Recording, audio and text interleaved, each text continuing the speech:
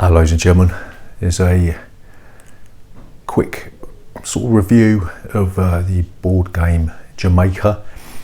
It's sort of more like a, is this board game still relevant? It's been out for a while.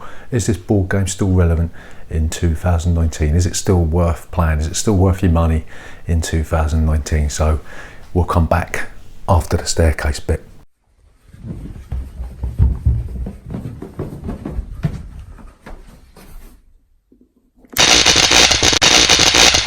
Board games 4K.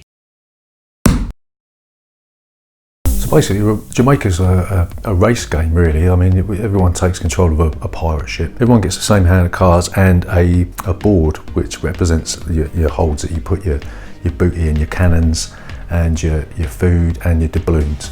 And the way it works is if everyone chooses a card at the same time, and then on your turn you reveal your card, and there's a day action and a night action, and these are represented on the board by 2 dice. So at the beginning of the turn you're going to roll the dice, you're going to put one of the dice into the day spot and one into the night spot, and the icon on the left hand side of your card that you've chosen is the day action, and the one on the right hand side the night action, and then you'll perform those actions. So the actions you've got are move forward, move backwards, you've got pick up doubloons, you've got pick up food, and you've got pick up cannons. And the way that works is that depending on how many pips are on the dice, that's how many things you pick up and how many spaces you move forward or back.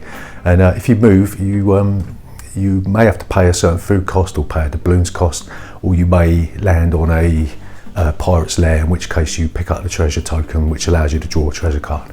And if you land on a spot with another player, then you have combat. So what you do is you choose how many cannons you want to use off of your hold board, and then you roll a die and you add the number of cannons to the die roll. And if you roll the explosion, then you automatically win, as long as the other person doesn't roll the same as you. So the winner of the battle will either empty one of their opponent's holds, you'll take a treasure card off them, or you'll give them a curse card, and a curse card gives you less points at the end of the game. So the treasure cards, you've either got different powers or you've got different treasure or curse cards. Yeah. So what happens is you're racing around the island of Jamaica, and then at the first person to get the port royal will end the game, and then you go back each space, and each space has got a number of points that you've got, and if you're behind this red line you lose -5 points. So I mean, that's basically the game. That's how you play Jamaica. Let's see what we still like about this game in 2019. Okay, so obviously the first thing is it still looks absolutely gorgeous. I mean, the colours on the game, you've got that rich gold feel. The cartoon characters are the same, and one of the things we do like is we played this the same evening as we played the new Matago game Treasure Island, and you've got the pirates are obviously real sort of pirates, whether they're mythical pirates or not, I don't know, I haven't really looked, but yeah, the pirates are real pirates from the Asia Sail, and they appear in Treasure Island and this one. So we're like, oh wow, it's amazing, like, you know. So they got their sort of history down on this one, and obviously the component quality is outstanding. You've got those really thick cardboard doubloons. Everything's really thick cardboard. You've got that nice linen feel on the cards, and yeah, the component quality, the way the aesthetics of the game still hold up today. I mean, if this was released today, you wouldn't realise that this was released way back when. So yeah, that's one of the things that is obviously it really holds up. I mean, it was astonishing back then when we got it years and years ago, but now it still looks absolutely gorgeous when we pulled it out. So yeah, that's one of the things that we really like about it. So about the gameplay, I mean, yeah, this is this is one of those games that if you just want a nice hour or so quick racing game, plays up from 2 to 6 players. If you just want one of those, it's not a filler game.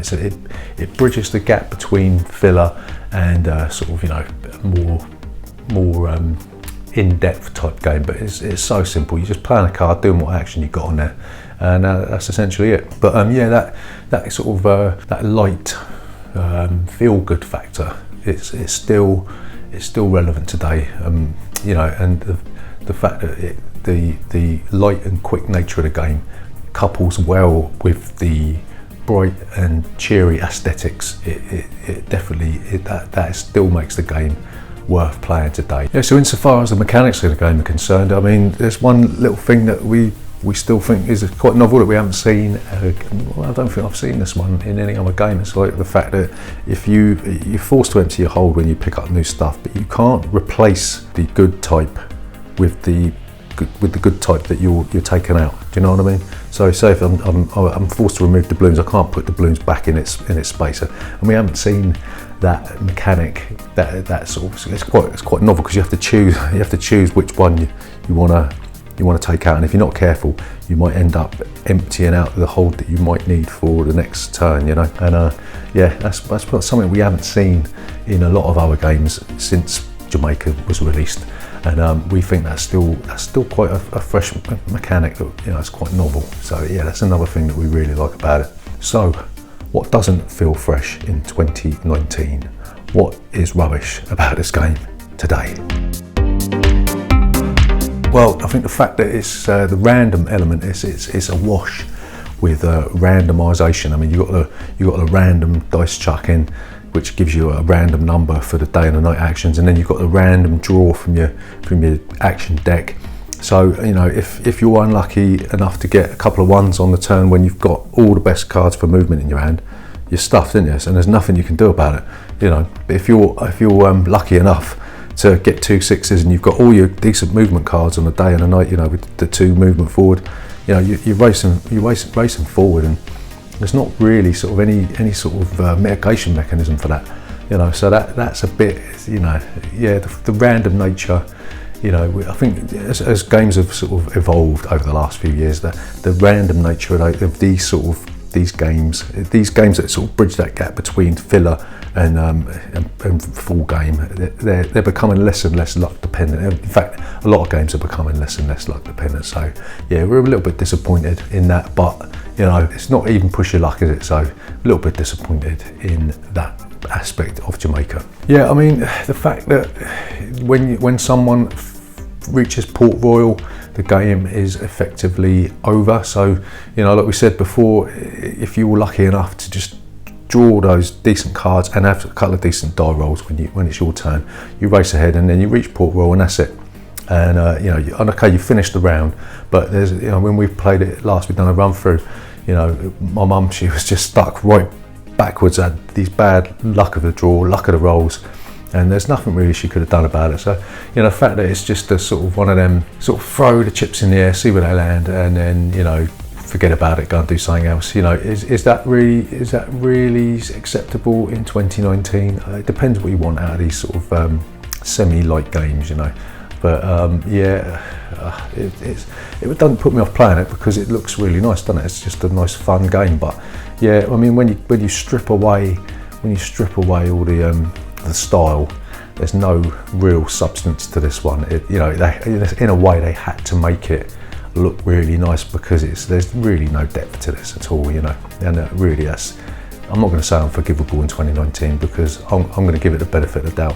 But yeah, there's better racing games out there. So to summarise, should you buy Jamaica in 2019? Well, I'm going to say that you probably, it depends what you're looking for. If you're looking for a racing game, then I'd say go and buy Formula D because it's the same kind of thing. It's a push your luck sort of roll and move type thing. You know, okay, this is a roll and move game because you're rolling them dice and then you're taking your cards and you're choosing a card and you know what I'm saying. There's better games of this type out there. I'd get Formula D. You know, it plays more players. It's about the same length, but it seems a bit more exciting. You know, a bit more to it than this. I'd say get that. But if you're looking for just sort of a nice looking, should I say family game? Yeah, sort of maybe a nice looking family game that plays in about an hour, that it's got racing aspects and it's got a case of, you know, a random element that you're not really that bothered whether you win or lose. You know, you just pull it out in an afternoon. Then yeah, I'd definitely recommend Jamaica. I mean, for the way it looks alone, it's absolutely stunning. I mean, you know, they need to fix. I don't know if they fixed our version. We've got this huge, horrible, massive map type rule book, and it's absolutely atrocious. But maybe they fix that, or if they haven't, then just go on Board Game Geek or wherever. Is it GameWorks, I think, and just download a PDF and print it off yourself. But yeah, I mean, yeah, I sort of, it all depends what you're looking for. So, like we said, you know. Anyway, There you go, that's Jamaica in 2019. So if you enjoyed this video, if you want to see more board game reviews, tutorials, playthroughs, anything to do with board games, card games, game books, role-playing games, anything, then please subscribe to this channel. It's important, and we'll see you